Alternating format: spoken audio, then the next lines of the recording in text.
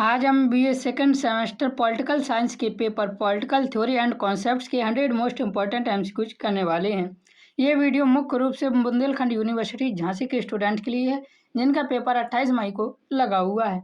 इसके पहले मैंने आपको एक और वीडियो करवाए थे और यदि आप ये दोनों वीडियो देख लेते हैं तो आप यहाँ से अच्छा खासा स्कोर कर पाएंगे। सीधे आपको यहीं से पेपर में प्रश्न देखने को मिलने वाले हैं, इसलिए चैनल पर नया है तो चैनल को सब्सक्राइब जरूर करना, एक भी एमसीक्यूज मिस मत करना। पीडीएफ के लिए आप हमें टेलीग्राम पर मैसेज कीजिए, बिल्कुल फ्री में मैं आपको यहाँ के पीडीएफ प्रोवाइड करा दूंगा। तो चैनल पर नहीं है तो सब्सक्राइब जरूर कर लेना। बिना देरी किए शुरू करते हैं BA second semester political science के 100 मोस्ट इंपॉर्टेंट एमसीक्यूज।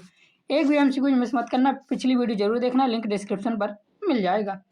पहला प्रश्न हमारा दिया हुआ है, किसने कहा राजनीति विज्ञान का आरंभ व अंत राज्य से होता है। यह बहुत इंपॉर्टेंट क्वेश्चन है, पेपर में हर साल रिपीट होता है। तो ये हमारा कहा था गार्नर साहब ने।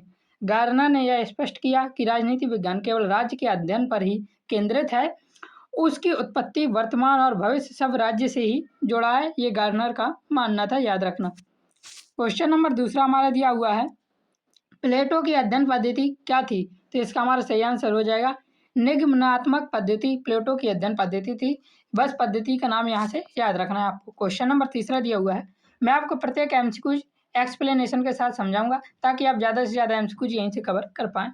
तीसरा दिया हुआ है, थॉमस मूर की पुस्तक यूटोपिया का संबंध किस अध्ययन पद्धति से है। तो इसका हमारा सही आंसर हो जाएगा दार्शनिक अध्ययन पद्धति से है यूटोपिया पुस्तक का संबंध। यूटोपिया पुस्तक किसने लिखी। तो थॉमस मूर ने लिखी थी, ये भी याद जरूर करना। अगला प्रश्न क्वेश्चन नंबर चौथा हमारा, अर्थशास्त्र नामक पुस्तक के लेखक कौन है। तो इसका हमारा सही आंसर हो जाएगा कौटिल्य, और इन्हें चाणक्य के नाम से भी जाना जाता है, जो राज्य शिल्प कूटनीति और आर्थिक नीति का एक महान ग्रंथ अर्थशास्त्र लिखते हैं। क्वेश्चन नंबर पांचवा हमारा दिया हुआ है, व्यवहारवाद का जनक किसे माना जाता है। तो इसका हमारा सही आंसर हो जाएगा डेविड ईस्टन को व्यवहारवाद का जनक माना जाता है। डेविड ईस्टन ने राजनीति विज्ञान में व्यवहारवादी क्रांति की नींव रखी, जिसमें तथ्यों और मनुष्य के राजनीतिक व्यवहारों के वैज्ञानिक अध्ययन पर जोर दिया गया है, इसलिए इन्हें व्यवहारवाद का जनक भी कहा जाता है। डेविड ईस्टन को याद रखना बहुत इंपॉर्टेंट है। क्वेश्चन नंबर 6 दिया हुआ हमारा, राज्य का सबसे महत्वपूर्ण तत्व कौन सा है। तो इसका हमारा सही आंसर हो जाएगा राज्य का सबसे महत्वपूर्ण तत्व संप्रभुता है। संप्रभुता ही सर्वोच्च शक्ति होती है राज्य की, जो किसी राज्य के अन्य संघ या संस्था से अलग और स्वतंत्र बनाती है। क्वेश्चन नंबर 7वां देखिए, वेरी वेरी वेरी इंपॉर्टेंट है, ये भी पेपर में कई बार रिपीट हुआ है, इसलिए इसे भी याद करना। रिपब्लिक पुस्तक किसकी है, बहुत इंपॉर्टेंट है। तो रिपब्लिक पुस्तक है, वह है प्लेटो की है। प्लेटो ने रिपब्लिक में न्याय और एक आदर्श राज्य की संरचना का विस्तृत वर्णन किया है। तो याद रखना रिपब्लिक में किसका वर्णन है, तो न्याय और एक आदर्श राज्य की संरचना का विस्तृत वर्णन है रिपब्लिक पुस्तक में, जो कि प्लेटो की पुस्तक है, बहुत इंपॉर्टेंट है। क्वेश्चन नंबर 8 देखिए हमारा दिया हुआ है, राज्य की उत्पत्ति का सबसे प्राचीन सिद्धांत कौन सा है। तो इसका हमारा सही आंसर हो जाएगा दैवीय सिद्धांत राज्य की उत्पत्ति का सबसे प्राचीन सिद्धांत है। प्राचीन काल में लोग यह मानते थे कि राज्य की रचना स्वयं ईश्वर ने की है और राजा ईश्वर का प्रतिनिधि होता है, ये दैवीय सिद्धांत का मानना था। देखिए क्वेश्चन नंबर 9 दिया हुआ है, निम्नलिखित में से कौन सा राज्य का आवश्यक तत्व नहीं है। तो इसका हमारा सही आंसर हो जाएगा राज्य का आवश्यक तत्व नैतिकता नहीं है। राज्य के 4 आवश्यक तत्व होते हैं, जिसमें जनसंख्या होती है, निश्चित भूभाग होता है, सरकार होती है और संप्रभुता होती है। तो कौन कौन होता है, जनसंख्या, निश्चित भूभाग, सरकार और संप्रभुता। नैतिकता राज्य का आवश्यक तत्व नहीं है। क्वेश्चन नंबर 10 देखिए हमारा दिया हुआ है, नौकरशाही को नवीन निरंकुशता किसने कहा है। तो इसका हमारा सही आंसर हो जाएगा लॉर्ड हेवर्ट ने नौकरशाही को नवीन निरंकुशता कहा है। लॉर्ड हेवर्ट ने नौकरशाही की बढ़ती हुई शक्तियों और मनमानी की आलोचना करते हुए इसे नई निरंकुशता नाम या नई निरंकुशता कहा था, ये याद रखना बहुत इंपॉर्टेंट है। क्वेश्चन नंबर 11 देखिए हमारा दिया हुआ है, निम्नलिखित में से कौन बहुलवाद का समर्थक नहीं है। तो इसका हमारा सही आंसर हो जाएगा बेंथम बहुलवाद के समर्थक नहीं थे। लास्की, मैकेवर और फिकेसिस ये तीनों ही बहुलवाद के समर्थक थे, लेकिन बेंथम बहुलवाद के समर्थक नहीं था। इनका पूरा नाम जेरेमी बेंथम था। ये उपयोगितावादी और एकलवादी संप्रभुता के समर्थक थे, बहुलवाद के नहीं थे। अगला प्रश्न हमारा क्वेश्चन नंबर 12 दिया हुआ है, संप्रभुता का विचार का प्रतिपादन किसके द्वारा किया गया था। तो इसका सही आंसर हो जाएगा जीन बोर्डा के द्वारा किया गया था। और कब किया गया था? तो 1576 में किया गया था। याद रखना, बहुत बार ये पूछा गया है। जीन बोर्डा ने सबसे पहले 1576 में अपनी पुस्तक 6 बुक्स ऑन द रिपब्लिक में आधुनिक संप्रभुता का स्पष्ट सिद्धांत दिया है, जिसमें इन्होंने संप्रभुता के विचार का प्रतिपादन किया है। तो याद रखना, जीन बोंदा ने किया था। कब किया था? तो 1576 में किया था। और जीन बोंदा की पुस्तक का नाम क्या है? तो 6 बुक्स ऑन द रिपब्लिक पुस्तक इनकी पुस्तक का नाम है। ये पेपर में कई बार पूछा गया है, याद रखना। एक ही एमसीक्यू से आपके बहुत सारे एमसीक्यूज में यहाँ कवर करवा रहा हूँ, इसलिए चैनल पर नए तो सब्सक्राइब जरूर कर लेना। क्वेश्चन नंबर 13 है, कानून संप्रभुता का आदेश है, यह कथन किसका है? तो ये कथन है जॉन ऑस्टिन का, कानून संप्रभुता का आदेश है। क्वेश्चन नंबर 14 देखिए दिया हुआ है, आधुनिक युग में कानूनों का प्रमुख स्रोत क्या है? तो इसका हमारा सही आंसर हो जाएगा, आधुनिक युग में कानूनों का प्रमुख स्रोत व्यवस्थापिका है। आधुनिक लोकतंत्र राज्यों में कानून बनाने का मुख्य कार्य संसद विधायिका अर्थात व्यवस्थापिका द्वारा किया जाता है। तो याद रखना, इसका सही आंसर है सी ऑप्शन, न्यायपालिका न लगा देना गलती से। क्वेश्चन नंबर 15 दिया हुआ है, 20वीं सदी में मृत्युदंड नामक पुस्तक के लेखक कौन है? तो इसका हमारा सही आंसर हो जाएगा, इसका कोई सही आंसर नहीं है, आप इसमें से कोई भी लगाएंगे। ये पेपर में पूछा हुआ है, इसलिए मैंने लिया हुआ था, मतलब हमारे टाइपराइटर ने, लेकिन इसका कोई भी सही आंसर नहीं है। 20वीं सदी में मृत्युदंड नामक कोई पुस्तक थी ही नहीं। और वैसे इसका नाम अगर लिया जाता है तो आर्थर एक नाम है, उसको ले लिया जाता है, लेकिन ये ऑप्शन गलत है। क्वेश्चन नंबर 16 देखिए दिया हुआ है, मनुष्य स्वतंत्र पैदा हुआ है लेकिन सर्वत्र जंजीरों से जकड़ा हुआ है, यह कथन किसका है? तो इसका हमारा सही आंसर हो जाएगा रूसो का। रूसो ने यह प्रसिद्ध कथन कहा था और इनकी प्रसिद्ध पुस्तक थी सोशल कॉन्ट्रैक्ट, उसी में ये लिखा गया है। तो सोशल कॉन्ट्रैक्ट किसकी पुस्तक है? तो याद रखना, रूसो की पुस्तक है। क्वेश्चन नंबर 17 देखिए दिया हुआ है, सकारात्मक स्वतंत्रता का समर्थक विचारक कौन है? तो इसका हमारा सही आंसर हो जाएगा, सकारात्मक स्वतंत्रता के समर्थक विचारक में रूसो आते हैं। रूसो, टीएच ग्रीन, लास्की भी हो सकते हैं, लेकिन इसका हमारा सही आंसर क्या है? यहाँ पे रूसो है ऑप्शन के हिसाब से। क्वेश्चन नंबर 18 दिया हुआ है हमारा, भारतीय संविधान के किस अनुच्छेद में कानून के समान संरक्षण का अधिकार दिया गया है? तो इसका हमारा सही आंसर हो जाएगा अनुच्छेद 14 में। कानून के समक्ष समानता और कानून के समान संरक्षण की गारंटी अनुच्छेद 14 देता है। याद रखना, बहुत इंपॉर्टेंट है। क्वेश्चन नंबर 19 देखिए दिया हुआ है, प्लेटो ने अपने किस ग्रंथ में न्याय सिद्धांत का प्रतिपादन किया है? तो इसका हमारा सही आंसर हो जाएगा द रिपब्लिक में किया है। प्लेटो की पुस्तक है जिसमें न्याय सिद्धांत का प्रतिपादन है। क्वेश्चन नंबर 20 देखिए दिया हुआ है, किस भारतीय विचारक ने कहा कि समस्त राजनीति जीवन का मूल आधार दंड शक्ति है? तो ये कहा था कौटिल्य ने कहा था। याद रखना, बहुत वेरी वेरी वेरी इंपॉर्टेंट है, याद रखना इसे। चैनल पर नए हैं तो सब्सक्राइब जरूर कर लीजिए और एक भी एमसीक्यू मिस मत करना। पिछली वीडियो का लिंक डिस्क्रिप्शन पर मिल जाएगा, वो वीडियो भी जाकर जरूर देखें। मैक्स वेबर की शक्तियों के रूप में कौन सा शामिल नहीं है? तो मैक्स वेबर की शक्तियों के रूप में दार्शनिक शक्ति शामिल नहीं है। क्वेश्चन नंबर 22 देखिए दिया हुआ है, सत्ता की सबसे महत्वपूर्ण विशेषता क्या है? तो इसका हमारा सही आंसर हो जाएगा, सत्ता की सबसे महत्वपूर्ण विशेषता प्राधिकार अर्थात वैधता है।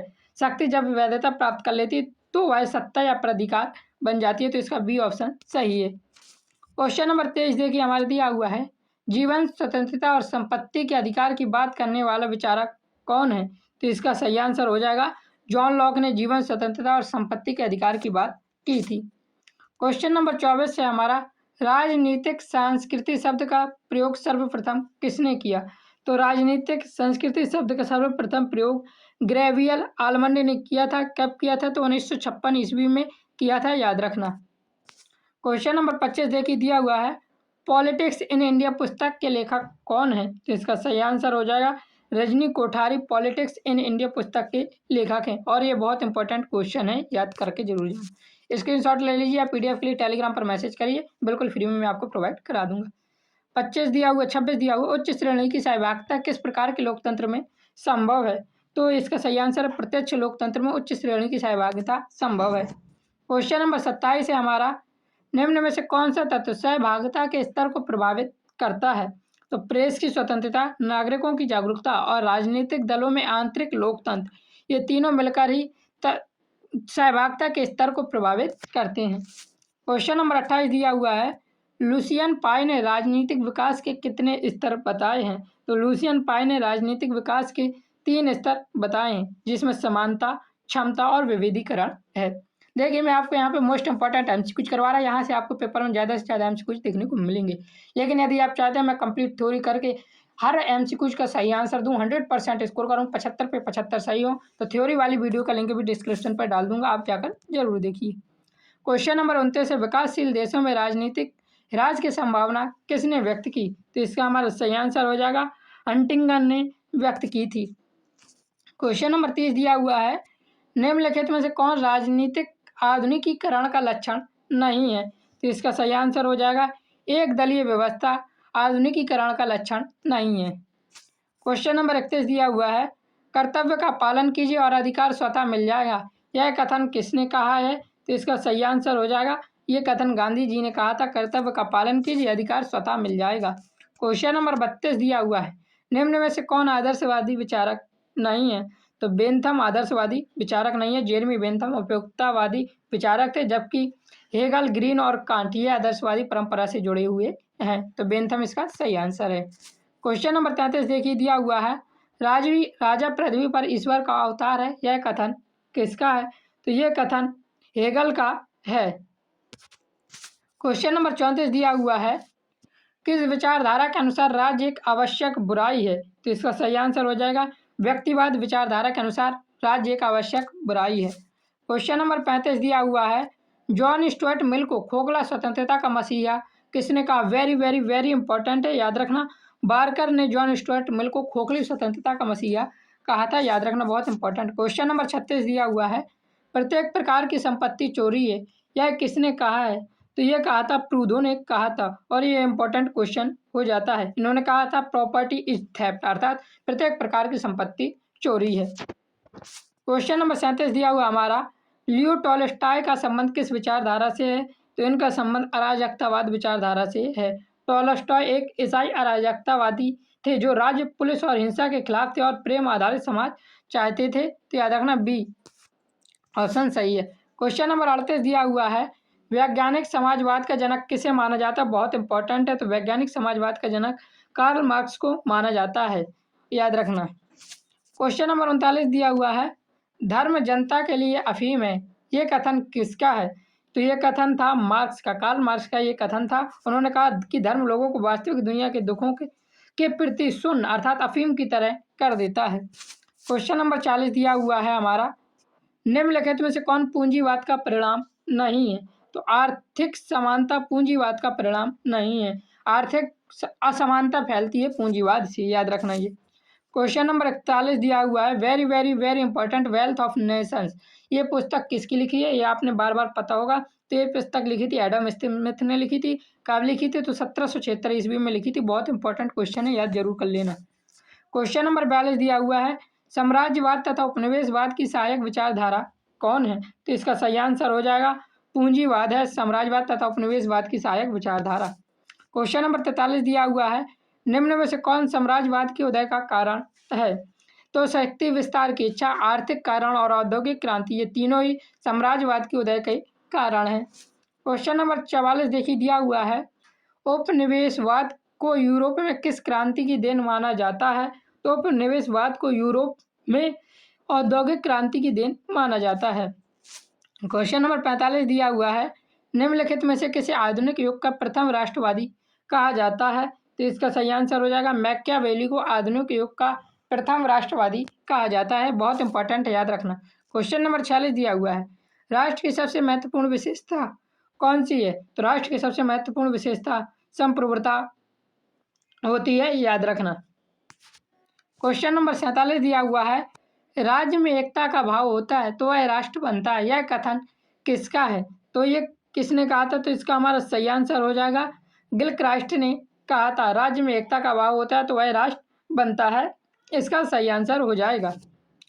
क्वेश्चन नंबर 48 दिया हुआ है, वैश्वीकरण का सबसे अधिक लाभ किसे हुआ है? तो इसका सही आंसर हो जाएगा, इसका सही आंसर है अमेरिका को, केवल अमेरिका को या विकसित देशों को मान सकते हैं, लेकिन आशय विकसित देशों से है, अर्थात विकसित देशों या अमेरिका से मान लिया जाता है। बहुराष्ट्रीय कंपनी जो विकसित देशों की है, वैश्वीकरण में सबसे ज़्यादा आर्थिक लाभ हुआ है, तो इसका सही आंसर ऑप्शन डी है।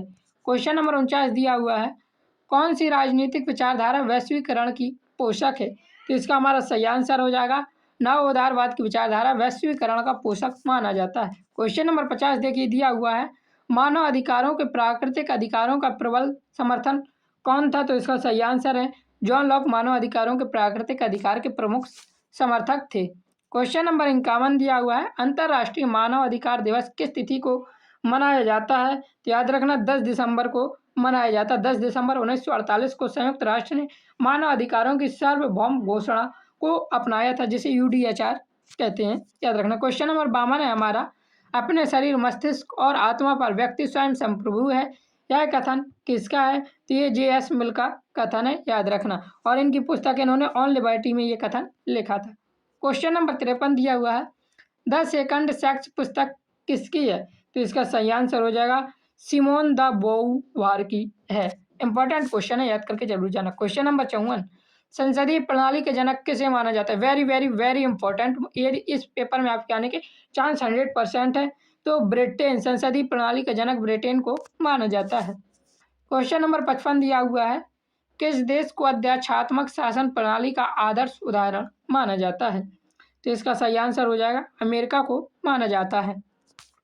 क्वेश्चन नंबर 56 दिया हुआ है, निम्न में से कौन एकात्मक शासन का श्रेष्ठ उदाहरण है? तो इसका हमारा सही आंसर हो जाएगा ब्रिटेन एकात्मक शासन का एक श्रेष्ठ उदाहरण। ब्रिटेन में सारी शक्तियां केंद्र सरकार के पास हैं, वहां राज्य का कोई स्वतंत्र अस्तित्व नहीं है, तो ब्रिटेन इसका सही आंसर है। क्वेश्चन नंबर 57 देखिए दिया हुआ है, संघात्मक शासन प्रणाली की सबसे महत्वपूर्ण विशेषता कौन सी है? तो इसका सही आंसर हो जाएगा इसमें शक्ति विभाजन होता है संघात्मक शासन प्रणाली में। क्वेश्चन नंबर 58 दिया हुआ है, किस देश में एक दलीय प्रणाली है? तो इसका सही आंसर हो जाएगा चाइना में एक दलीय प्रणाली है, जहाँ पे कम्युनिस्ट पार्टी CPC का शासन है, ये आपको पता ही होगा। क्वेश्चन नंबर 59 दिया हुआ है, निम्न में से किस देश में बहुदलीय प्रणाली नहीं है? तो चीन में ही बहुदलीय प्रणाली नहीं है, एक दलीय प्रणाली है। भारत, फ्रांस और इटली में कई दल चुनाव लड़ सकते हैं, लेकिन चीन में ऐसा बिल्कुल नहीं है। यहाँ पे केवल CPC पार्टी ही शासन करती है। क्वेश्चन नंबर 60 है हमारा, किस देश में दबाव समूह को विधायिका का तीसरा सदन कहा जाता है? तो अमेरिका में दबाव समूह को विधायिका का तीसरा सदन कहा जाता है। क्वेश्चन नंबर 61 है, कांग्रेस किस देश की संसद का नाम है? तो सबको पता ही होगा, अमेरिका की संसद का नाम कांग्रेस है। क्वेश्चन नंबर 62 दिया हुआ है, निम्नलिखित में से किसे संविधान का रक्षक कहा जाता है? तो न्यायपालिका को संविधान का रक्षक कहा जाता है, बहुत इंपॉर्टेंट है। क्वेश्चन नंबर 63 दिया हुआ है, बहुल कार्यपालिका का अस्तित्व किस देश में पाया जाता है? तो बहुल कार्यपालिका का अस्तित्व स्विट्जरलैंड में पाया जाता है। स्विट्जरलैंड में स्विस सरकार में 7 सदस्यों की एक संघीय परिषद होती है, जहां सभी को समान शक्ति प्राप्त होती है, इसलिए इसे क्या कहा गया? बहुल कार्यपालिका कहा गया स्विट्जरलैंड को। क्वेश्चन नंबर 64 दिया हुआ है, संविधानवाद का जनक किसे कहा जाता है? तो इसका हमारा सही आंसर हो जाएगा अरस्तु और लॉक दोनों को कहा जाता है। आधुनिक संविधानवाद के जनक लॉक को माना जाता है, लेकिन अरस्तु भी प्राचीन संविधानवाद के जनक हैं, तो याद रखना ऑप्शन प्रश्न के हिसाब से सही हो जाएगा। क्वेश्चन नंबर 65 दिया हुआ है, विश्व का सबसे प्रथम लिखित संविधान किस देश का है? तो अमेरिका का है, पेपर में ये बार बार रिपीट होता है। क्वेश्चन नंबर 66 है, लोकतंत्र जनता का जनता के लिए जनता के द्वारा शासन, यह कथन किसका है? तो ये भी बहुत इंपॉर्टेंट है, तो ये कथन था अब्राहम लिंकन का। इन्होंने 1863 में के अपने गोटिन्सबर्ग भाषण में यह प्रसिद्ध परिभाषा दी थी। क्वेश्चन नंबर 66 दिया हुआ है, सब कुछ राज्य के अंदर है और राज्य के बाहर या विरुद्ध कुछ भी नहीं है, ये कथन किसका है? तो ये कथन है मुसोलिनी का कथन है, याद रखना। क्वेश्चन नंबर 68 दिया हुआ है, समग्र अधिकारवादी विचारधारा का उदय सबसे पहले किस देश में हुआ है? तो इसका हमारा सही आंसर हो जाएगा इटली में हुआ था समग्र अधिकारवाद विचारधारा का उदय। क्वेश्चन नंबर 69 दिया हुआ है, निम्नलिखित में से कौन लोकमत निर्माण का साधन है? तो इसका सही आंसर हो जाएगा राजनीतिक दल, विधायक और समाचार पत्र, ये तीनों ही लोकमत निर्माण के साधन हैं। क्वेश्चन नंबर 70 देखिए दिया हुआ है, जागरूक और सचेत लोकतंत्र स्वतंत्र प्रजातंत्र की प्रथम आवश्यकता है, यह कथन किसका है? तो इसका हमारा सही आंसर हो जाएगा लास्की और बारकर, ये दोनों की ही कथन है, तो इसका बी और डी दोनों ऑप्शन सही है। क्वेश्चन नंबर 71 दिया हुआ है, लोकप्रिय संप्रभुता के सिद्धांत का प्रतिपादन किसने किया? तो रूसो ने लोकप्रिय संप्रभुता के सिद्धांत का प्रतिपादन किया था। क्वेश्चन नंबर 72 देखिए दिया हुआ, आधुनिक समानता का विचार सबसे पहले किसने दिया? तो आधुनिक समानता का विचार सबसे पहले रूसो ने दिया है और ये 18वीं सदी में इन्होंने दिया था। क्वेश्चन नंबर 73 दिया हुआ, very very very important, the idea of justice पुस्तक किसकी है? तो इसका सही आंसर है अमर्त्य सेन की ये पुस्तक है। इन्होंने 2009 में ये पुस्तक लिखी थी। क्वेश्चन नंबर 74 दिया हुआ है, पंथ निरपेक्षता के भारतीय दृष्टिकोण की सबसे महत्वपूर्ण विशेषता क्या है? तो इसका सही आंसर हो जाएगा सर्वधर्म समभाव। भारतीय धर्मनिरपेक्ष धर्म का विरोध नहीं करती बल्कि सभी धर्मों को समान सम्मान और सुरक्षा देती है, इसलिए इसे पंथ निरपेक्षता भी की विशेषता भी कहते हैं। क्वेश्चन नंबर 75 दिया हुआ है, उत्तर आधुनिकतावाद विचारधारा का उदय किस शताब्दी में हुआ है? तो सही आंसर हो जाएगा 20वीं शताब्दी में उत्तरार्ध, मुख्यतः 1970 के दशक के बाद फ्रांस में इस विचारधारा का विकास हुआ था। उत्तर आधुनिकतावाद विचारधारा का विकास कहाँ से हुआ था? तो फ्रांस में हुआ था। और कब हुआ था? तो 20वीं शताब्दी से हुआ था। क्वेश्चन नंबर 76 दिया हुआ है, मानव को गिना नहीं जाना चाहिए अपितु तोला जाना चाहिए, यह कथन किसका है? तो इसका हमारा सही आंसर हो जाएगा जॉन स्टुअर्ट मिल का यह कथन है, जो कि ऑप्शन में नहीं है। तो जॉन स्टुअर्ट मिल ने कहा था, याद रखना ये। क्वेश्चन नंबर 77 है, भारत में 1992 का 73वां संशोधन अधिनियम किससे संबंधित है? ये very very very important question है। तो ये पंचायती राज व्यवस्था से संबंधित है, पेपर में कई बार रिपीट हुआ है। क्वेश्चन नंबर 78 दिया हुआ है, द सोशल कॉन्ट्रैक्ट पुस्तक किसकी है? तो इसका सही आंसर है रूसो की पुस्तक है, जो कि 1762 ईस्वी में प्रकाशित हुई थी।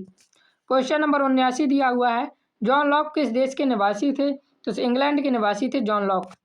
क्वेश्चन नंबर 80 दिया हुआ है, लिवियाथन पुस्तक किसकी है? तो लिवियाथन पुस्तक थॉमस हब्स की पुस्तक है, याद रखना। क्वेश्चन नंबर 81 दिया हुआ है, संप्रभुता के विचार का प्रतिपादन किसके द्वारा किया गया था? तो संप्रभुता के विचार का प्रतिपादन जीन बोडा के द्वारा किया गया था, और यही क्वेश्चन हमारा प्रश्न नंबर 12 था शायद, तो ये पहले भी हो चुका है। क्वेश्चन नंबर 82 देखिए दिया हुआ है, लेक्चर्स ऑन जूरिस्प्रूडेंस पुस्तक किसकी है? तो सही आंसर हो जाएगा ये पुस्तक जॉन ऑस्टिन की है। क्वेश्चन नंबर 83 दिया हुआ है, जहाँ कानून नहीं वहाँ स्वतंत्रता नहीं, ये कथन किसका है? तो ये कथन जॉन लॉक का कथन है। लॉक का मानना था कि कानून का उद्देश्य स्वतंत्रता को खत्म करना नहीं बल्कि उसे सुरक्षित रखना और बढ़ाना है, ये जॉन लॉक का मानना था। क्वेश्चन नंबर 84 दिया हुआ है, नकारात्मक स्वतंत्रता का समर्थक विचारक कौन है? तो सही आंसर हो जाएगा J.S. मिल नकारात्मक स्वतंत्रता के समर्थक के विचारक हैं। इन्होंने अपने प्रारंभिक विचारों में व्यक्ति की आज़ादी में राज्य के किसी भी हस्तक्षेप के खिलाफ थे। J.S. मिल, याद रखना। क्वेश्चन नंबर 85 दिया हुआ है, विधि के शासन का विचार सबसे पहले किस देश में आया? तो ब्रिटेन में आया था। क्वेश्चन नंबर 86 दिया हुआ है, भारतीय संविधान के किस अनुच्छेद में अस्पृश्यता को अवैध घोषित किया गया है? तो अनुच्छेद 17 में अस्पृश्यता को अवैध घोषित किया गया है। अनुच्छेद 17 अस्पृश्यता का अंत करता है और इसके आचरण को दंडनीय अपराध मानता है, अर्थात छुआछूत अस्पृश्यता से यहाँ पे मतलब है, याद रखना। क्वेश्चन नंबर 87 दिया हुआ है, अरस्तु के अनुसार न्याय के दो प्रकार कौन कौन से हैं? तो इसका हमारा सही आंसर हो जाएगा वितरणात्मक और सुधारात्मक। ये दो प्रकार हैं। वितरणात्मक का अर्थ है योग्यता के अनुसार पद बांटना, और दूसरा सुधारात्मक या प्रतिकारी व्यक्ति के बीच लेन देन ठीक करना। ये अरस्तु के दो न्याय के प्रकार थे। क्वेश्चन नंबर 88 दिया हुआ है, शक्ति बल प्रयोग की योग्यता है ना कि उसका वास्तविक प्रयोग है, यह कथन किसका है? तो ये कथन कहा था रॉबर्ट बियरस्टेड ने कहा था। सही answer B option. Question number 89 दिया हुआ है, किसने राजनीति विज्ञान को शक्ति का विज्ञान माना? यह भी बहुत इंपॉर्टेंट है, पेपर में कई बार रिपीट हुआ है। तो जॉर्ज कैटलिन ने राजनीति विज्ञान को शक्ति का विज्ञान माना है। क्वेश्चन नंबर 90 दिया हुआ है, राजनीति विज्ञान का जनक किसे माना जाता है? इसका हमारा सही आंसर हो जाएगा अरस्तु को माना जाता है। ये पहला प्रश्न भी था, दोबारा से रिपीट हो गया यहाँ पे। क्वेश्चन नंबर 91 देखिए दिया हुआ है, ऑन लिबर्टी पुस्तक किसकी है? इस प्रश्न को भी मैं पहले बता चुका हूँ, इसका आंसर आप हमें बताएंगे ऑन लिबर्टी पुस्तक किसकी है। क्वेश्चन नंबर 22 या 21 में मैंने इस क्वेश्चन को बताया था ऑन लिबर्टी पुस्तक को। क्वेश्चन नंबर 92, निम्न में से कौन दार्शनिक पद्धति का समर्थक नहीं है? तो कार्ल मार्क्स दार्शनिक पद्धति के समर्थक नहीं है। क्वेश्चन नंबर 93 दिया हुआ है, यूरोप में औद्योगिक क्रांति कब हुई? तो इसका सही आंसर हो जाएगा 18वीं शताब्दी में हुई थी, लगभग 1750 के आसपास हुई थी। क्वेश्चन नंबर 94 दिया हुआ है, अरस्तु द्वारा अपनाई गई अध्ययन पद्धति कौन सी है? तो अरस्तु द्वारा अपनाई गई अध्ययन पद्धति तुलनात्मक अध्ययन पद्धति है। अरस्तु ने 158 देशों के संविधान का तुलनात्मक अध्ययन करके अपने निष्कर्ष निकाले थे और इसे तुलनात्मक पद्धति नाम दे दिए। क्वेश्चन नंबर 95 दिया हुआ है, द्वितीय विश्व युद्ध के बाद राजनीति विज्ञान में कौन सा विचार प्रभावी नहीं रहा? तो आदर्शवाद विचारधारा प्रभावी नहीं रही द्वितीय विश्व युद्ध के बाद। क्वेश्चन नंबर 96 दिया हुआ है, निम्नलिखित में से कौन राज्य नहीं है? इसका आंसर आप हमें कमेंट में बताएंगे। निम्नलिखित में से कौन राज्य है? ये क्वेश्चन है, नहीं है, गलत लिख गया है। कौन राज्य है? क्वेश्चन नंबर 97 दिया हुआ है, टू ट्रिटीज ऑफ गवर्नमेंट पुस्तक किसकी है? तो इसका हमारा सही आंसर हो जाएगा जॉन लॉक की पुस्तक है, जो कि 1689 में प्रकाशित हुई थी, याद रखना। क्वेश्चन नंबर 98 दिया हुआ है, गवर्नर ने राज्य की उत्पत्ति के किस सिद्धांत का समर्थन किया है? तो इसका सही आंसर हो जाएगा विकासवादी सिद्धांत का। गवर्नर ने राज्य की उत्पत्ति के सिद्धांत का समर्थन किया। क्वेश्चन नंबर 99 दिया हुआ है, निम्नलिखित में से कौन सा अच्छे कानून का लक्षण नहीं है? तो इसका सही आंसर हो जाएगा जटिलता अच्छे कानून का लक्षण नहीं है। स्पष्टता, निष्पक्षता और व्यवहारिकता ये कानून के एक अच्छे लक्षण है। क्वेश्चन नंबर 100 दिया हुआ है, भाषण व अभिव्यक्ति की स्वतंत्रता के सबसे प्रबल समर्थक कौन थे? तो इसका हमारा सही आंसर हो जाएगा J.S. मिल थे।